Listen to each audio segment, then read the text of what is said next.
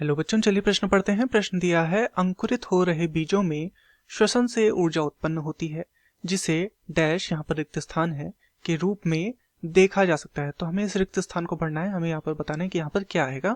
विकल्प ए है जल, विकल्प बी है ऊष्मा, विकल्प सी है ऑक्सीजन तथा विकल्प डी है कार्बन डाइऑक्साइड या CO2। तो इस प्रश्न में हमसे अंकुरण के विषय में पूछा गया है, अंकुरण की अवस्था के विषय में यहाँ पर प्रश्न है। तो इस प्रश्न की जो मुख्य अवधारणा है, मुख्य अवधारणा जो इस प्रश्न की है वह अंकुरण के विषय में है। अंकुरण। तो चलिए हम समझते हैं अंकुरण को, कि अंकुरण क्या होता है तथा यह किस प्रकार से होता है। तो जब कोई बीज अनुकूल परिस्थितियां जैसे कि उचित नमी, उचित ताप इत्यादि में यह रहता है, अनुकूल वातावरण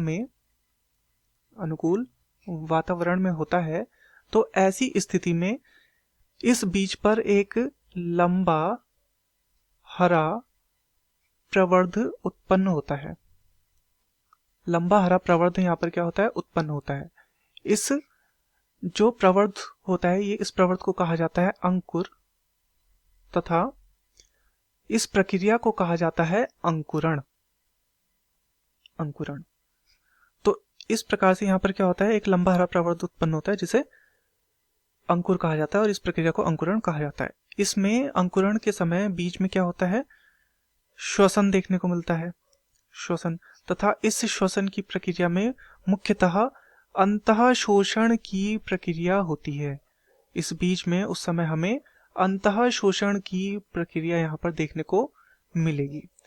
तो इसमें क्या होता है, अंतः शोषण की प्रक्रिया के परिणाम स्वरूप जो बीज की जो गतिज ऊर्जा होती है, जो गतिज ऊर्जा है बीज की, उसका परिवर्तन हो जाता है ऊष्मा के रूप में।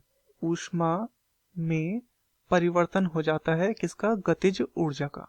तो चलिए यहाँ पर विकल्पों को देख लेते हैं। विकल्प ए है जल। तो जल के रूप में यहाँ पर नहीं देखा जा सकता, जो ऊर्जा होती है यहाँ पर उत्पन्न हुई है, तो ये हमारा गलत हो जाएगा। विकल्प बी है ऊष्मा, बिल्कुल ये हमारा सही है। विकल्प सी है ऑक्सीजन, ऑक्सीजन भी यहाँ पर देखने को नहीं मिलती, तथा विकल्प डी है कार्बन डाइऑक्साइड CO2, ये भी गलत है।